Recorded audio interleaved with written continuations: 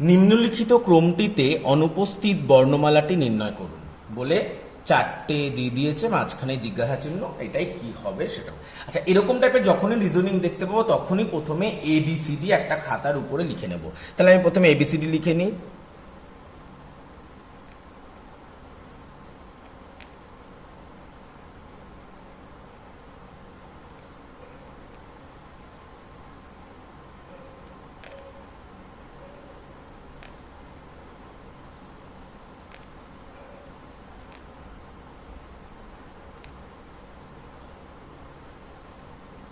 যারা মুখে করতে পারে তারা মুখেও করতে পারে, যাই হোক।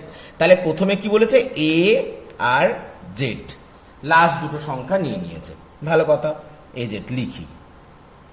তারপর কি হচ্ছে, ডি ডাব্লিউ, তার মানে একটা দুটো সংখ্যা বাদ দিয়ে 3 নম্বর সংখ্যা নিয়েছে ডি, আর এপাশ থেকেও দুটো সংখ্যা বাদ দিয়েছে, 1 2 দুটো সংখ্যা বাদ দিয়ে 3 নম্বর সংখ্যা নিয়েছে ডাব্লিউ, ভালো কথা।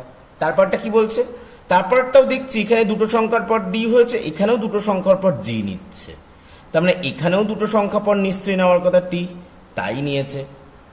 তাহলে উত্তরের জায়গাটায় কি হচ্ছে, নিশ্চয়ই এর দুটো সংখ্যা পর, এর দুটো সংখ্যা পর জে, আর এর দুটো সংখ্যা পর কিউ, তাই হয়েছে। তারপরে এর দুটো সংখ্যা পর যে নিয়ে নিল, এর দুটো সংখ্যা পর কি হচ্ছে, এম দেওয়া রয়েছে, আর এই দুটো সংখ্যা পর কিউ কিউ, কিউ দুটো সংখ্যা পর এন দেওয়া রয়েছে, তার মানে পুরো সিরিজটা মিলছে, তার মানে উত্তর হচ্ছে অপশন ডি জে কিউ। এগুলো সবসময় এবিসিডি লিখে করবে, অবশ্যই সুবিধা হবে, মুখে মুখে চাইলেও দেখে, যারা অনেক প্র্যাকটিস করে তারা দেখেই বুঝতে পারবে।